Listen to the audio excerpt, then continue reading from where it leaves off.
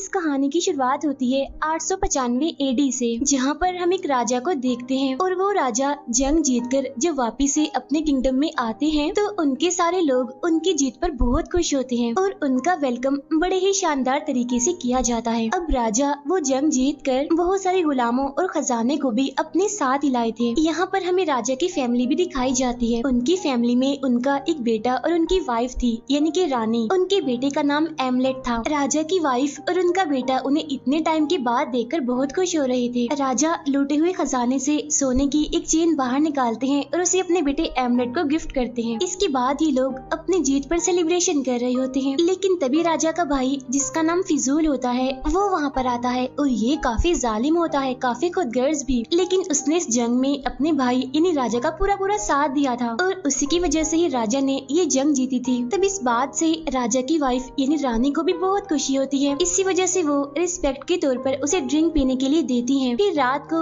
जब राजा और रानी अपने रूम में होते हैं तो राजा रानी को अपनी जख्म दिखाते हैं और ये इंजरी उन्हें जंग में ही आई थी। ये दिखाते हुए राजा उनसे कहते हैं कि मैं चाहता हूँ कि मैं अगला राजा अपने बेटे एमलेट को बना दूं। लेकिन रानी उन्हें ऐसा करने से साफ मना करती है और कहती है कि नहीं, अभी वो राजा बनने के काबिल नहीं है, अभी वो छोटा है, ना समझ है। और वैसे भी अगर उसके बड़े होने पर आप उसे राजा बनाना चाहते ही हैं तो उससे पहले आपको अपने भाई को खत्म करना होगा, यानी कि उसके अंकल को, क्योंकि उसने जंग में आपका बहुत साथ दिया है और इसीलिए अगर उसे राजा ना बनाया तो बगावत पर भी उतर सकता है। हम राजा के बेटे एमलेट को देखते हैं जो कि सच में कमजोर भी था और ना समझ भी। इसीलिए राजा उसे अपने किंगडम से काफी दूर एक मंदिर में लेकर जाते हैं। वहाँ आकर राजा एमलेट को बताते हैं कि एक बार मेरे फादर भी मुझे यहीं पर ही लाए थे और देखो कि आज तुम्हारे फादर तुम्हें यहाँ पर लेकर आए हैं, यानी कि मैं। जब ये दोनों बाप बेटा वहाँ पर जाते हैं तो वहाँ पर ये बिल्कुल लोमड़ी की तरह बिहेव करते हैं। लेकिन तभी वहाँ उनके पास एक प्रीस्ट आते हैं। वो उन दोनों को पीने के लिए एक ड्रिंक देते हैं। साथ ही साथ वो उन दोनों को कहते हैं कि साबित करो कि तुम एक डॉग हो या एक वुल्फ हो। तब ये सुनकर राजा जोर से धाड़ते हैं। फिर जब वो एमलेट को धाड़ने के लिए कहते हैं तो एमलेट भी ऐसा ही करता है। अब एमलेट धाड़ता तो है लेकिन उसकी आवाज इतनी ज्यादा नहीं होती। तब ये देखकर राजा उससे कहते हैं कि मुझे लगता है कि तुम एक कमजोर लोमड़ी हो, इसीलिए तुम्हें ताकतवर बनाना अभी जरूरी है। फिर वो लोग एमलेट को राजा बनाने के लिए यहाँ पर बहुत सारे रिचुअल करते हैं। अब क्योंकि एमलेट डरपोक था, उसका दिल भी काफी कमजोर था, तो एक ट्री पर बहुत सारी डेड बॉडीज को लटका हुआ देखता है। रिचुअल खत्म होने के बाद जब वो दोनों मंदिर से बाहर निकलते हैं तो तभी वहाँ पर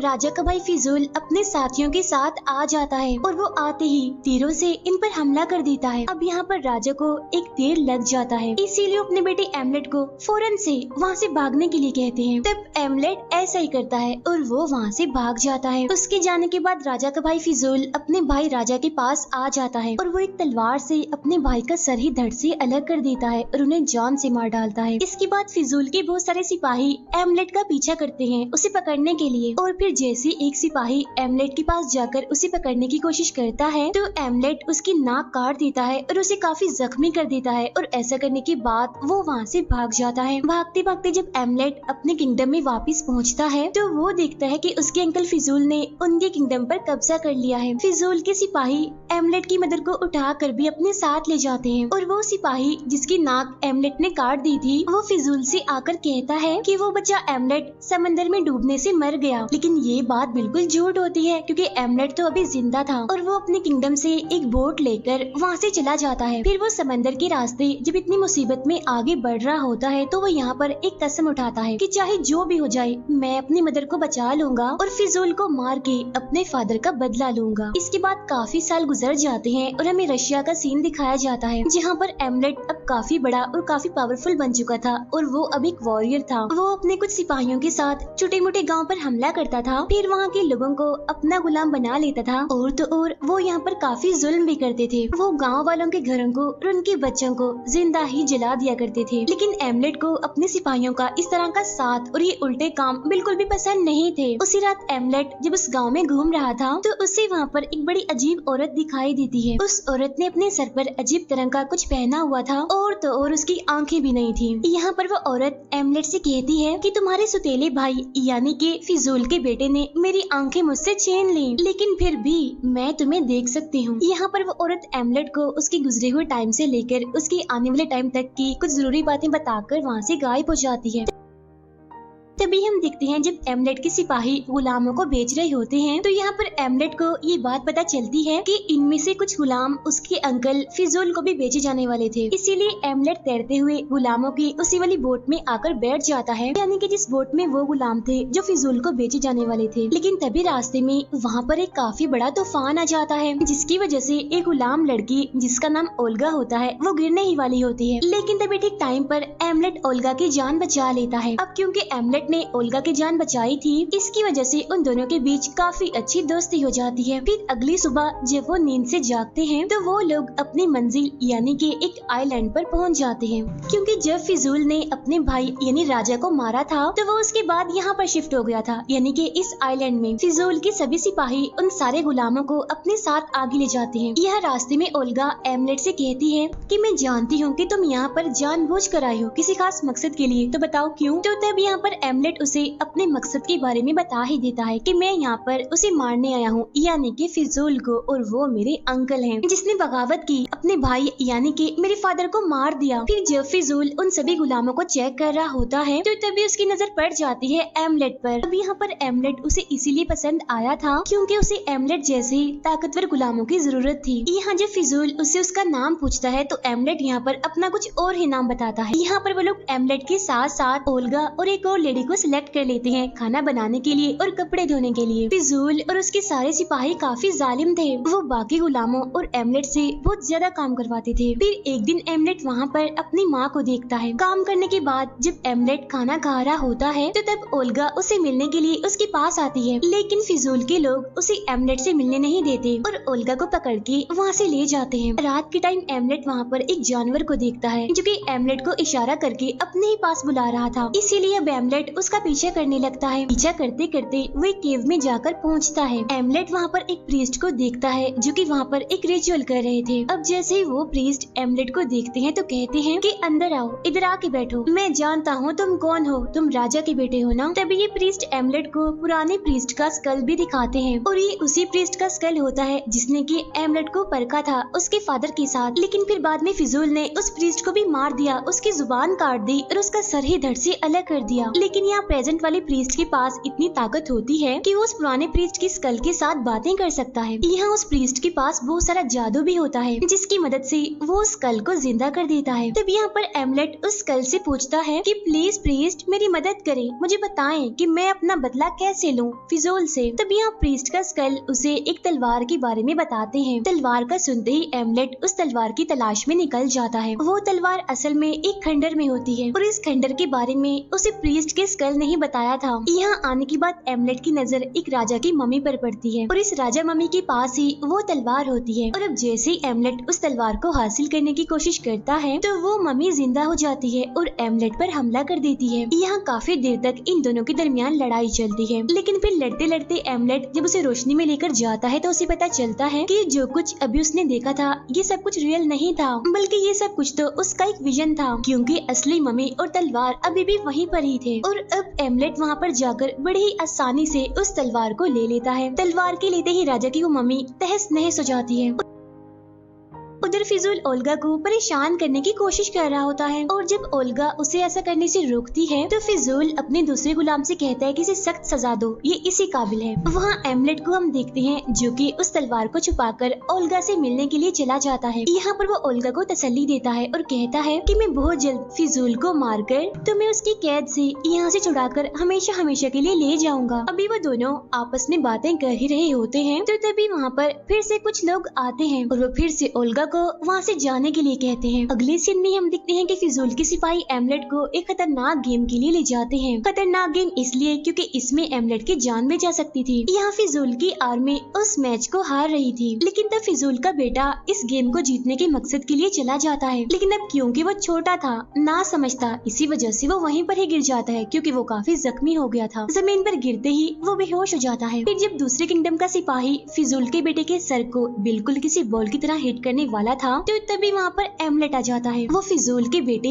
यानी अपने कजन की जान बचा लेता है, साथ ही साथ दूसरे किंगडम के सिपाही को वो काफी मारता भी है और फाइनली यहाँ पर वो मैच जीत जाते हैं। फिर रात को जीतने के बाद ये भी सारे लोग जश्न मना रहे होते हैं, तो तभी वहाँ पर फिजूल का एक साथी आता है। अब क्योंकि ये मैच वो एमलेट की वजह से जीते थे, इसीलिए फिजूल का वो सिपाही कहता है कि आज रात एमलेट अपनी दोस्त ओल्गा के साथ टाइम गुजार सकता है, क्योंकि वो भी ये बात जानता था कि वो दोनों एक दूसरे को बहुत पसंद करते हैं। फिर एमलेट और ओल्गा एक दूसरे के साथ बहुत सारा टाइम स्पेंड करते हैं। अगली सुबह हम देखते हैं कि किसी ने फिजूल के 7 लोगों को मारकर उन्हें मंदिर के बाहर लटका दिया है। अब फिजूल के उस साथी को ऐसा लगता है कि शायद ये सब कुछ उनके गुलामों ने किया है, लेकिन तभी वहाँ पर सफेद बालों वाले एक प्रीस्ट आते हैं और वो कहते हैं कि ये सब कुछ गुलामों ने नहीं बल्कि किसी सोल ने किया है और वो काफी खतरनाक है। अब वो सोल एक एक करके ऐसे बहुत सारे लोगों को मारती जाएगी, तो उससे बचने के लिए हमें उसे एक सेक्रीफाइस देना होगा। फिर ये लोग रिचुअल करके एक गुलाम को सेक्रीफाइस करने वाले थे, लेकिन तभी हम देखते हैं कि एमलेट के साथ साथ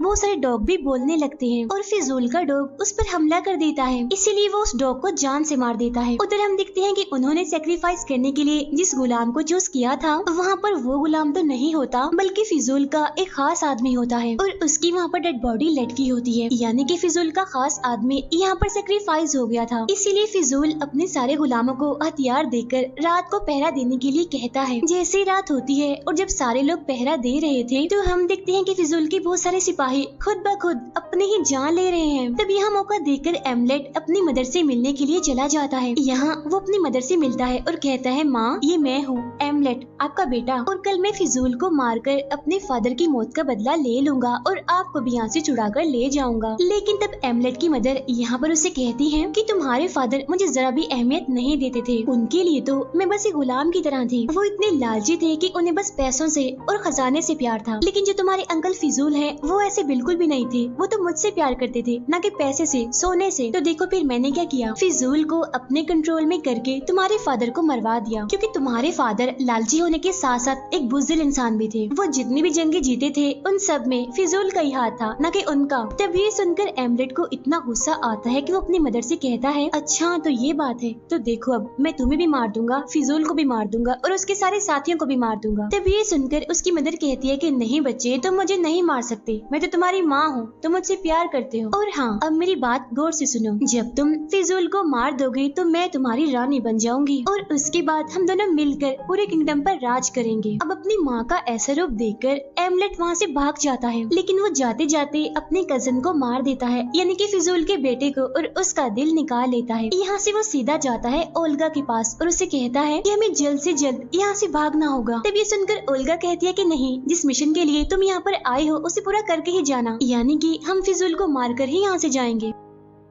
फिजूल को जब अपने बेटे की मौत का पता चलता है तो उसे एमलेट पर ही शक होता है, इसीलिए वो उन सारे गुलामों को मारने लगता है जो कि एमलेट के साथ थे। लेकिन फिर वो जैसे ओल्गा को मारने के लिए उसकी गर्दन पर खंजर रखता है, तो तभी वहाँ पर एमलेट खुद सामने आता है और कहता है कि रुक जाओ, छोड़ दो उसे, और अगर तुम ओल्गा को छोड़ोगे तो इसके बदले में मैं तुम्हें तुम्हारे बेटे का दिल दूंगा। अब फिजूल के सिपाही एक साथ एमलेट पर हमला करने के लिए आगे बढ़ते हैं, लेकिन अब क्योंकि एमलेट इतना पावरफुल था कि वो एक एक करके उन्हें मारता जा रहा था और अपने रास्ते से हटाता जा रहा था। इस बीच मौके का फायदा उठाकर ओल्गा वहाँ से भाग जाती है। काफी देर तक लड़ाई करने के बाद फिजूल की आर्मी एमलेट को पकड़ ही लेती है और उसे फिजूल के पास ले जाया जाता है। फिजूल यहाँ पर एमलेट से पूछता है कि आखिर तुम ये बात कैसे कह सकती हो कि ये दिल किसी और का नहीं बल्कि मेरे बेटे का ही है। तब ये सुनकर एमलेट कहता है क्योंकि मैंने उसे मार दिया है। ये सुनकर फिजूल को एमलेट पर बहुत गुस्सा आता है, इसीलिए वो उसे प्रिजनर बनाकर उसे बहुत मारते हैं, बहुत उसे टॉर्चर किया जाता है। फिर फिजूल और उसके सारे सिपाही फिजूल के बेटे के फ्यूनरल के लिए चले जाते हैं। तभी हम देखते हैं कि एमलेट के फादर की सोल बहुत सारे कौवों के रूप में वहाँ पर आती है और वो एमलेट को आजाद कर देते हैं। जब फिजूल वापिस से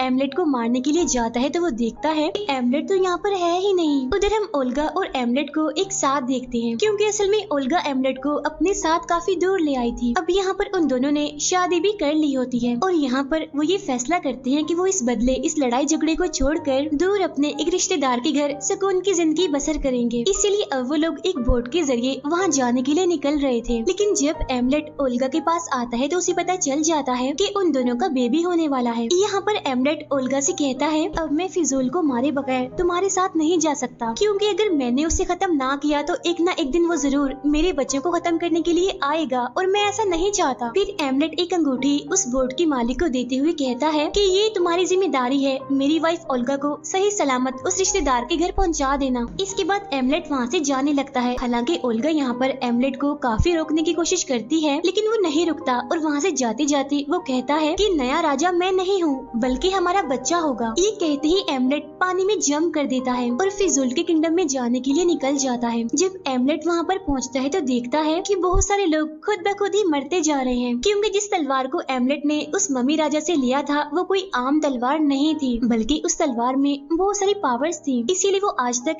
एमलेट की मदद करते आई थी उनसे लड़ने में, और उसकी वजह से ही फिजूल के बहुत सारे सिपाही पहले भी मारे जा चुके थे। अब यहाँ पर एमलेट उसी तलवार के जरिए उस सिपाही को भी मार देता है जिसने बचपन में एमलेट को पकड़ने की कोशिश की थी और एमलेट ने उसकी नाक काट दी थी। अब एमलेट यहाँ पर फिजूल के बचे हुए सिपाहियों को भी मार देता है। ऐसा करने के बाद वो सारे गुलामों को आजाद कर देता है और अब वो फिजूल को मारने के लिए उसे ढूंढते हुए उसके घर तक पहुँच जाता है, जहाँ पर पीछे से उसकी मदर आकर उस पर हमला कर देती है। लेकिन तभी गलती से वो तलवार एमलेट की मदर को लग जाती है और वो भी मारी जाती है यहाँ पर। लेकिन फिजूल एमलेट के सामने आता है और जाने से पहले वो एमलेट से कहता है कि तुम्हें हेल में मिलूंगा। इसके बाद हम देखते हैं कि एमलेट हेल में पहुंच गया है, जहां पर आगे बढ़ने पर फिजूल उस पर पीछे से हमला कर देता है। अब यहाँ पर उन दोनों के बीच काफी देर तक लड़ाई चलती रहती है। दोनों ही कम नहीं थे, दोनों ही एक दूसरे पर भारी पड़ रहे थे, यानी कि लड़ाई एकदम बराबर की थी। लेकिन फिर हम देखते हैं कि फिजूल अपनी तलवार को एमलेट के सीने में घुसा देता है और एमलेट भी फिजूल के सर को धड़ से अलग कर देता है और यहाँ पर वो दोनों के दोनों ही मारे जाते हैं। उन दोनों की मौत के साथ ही ये मूवी यहीं पर एंड हो जाती है।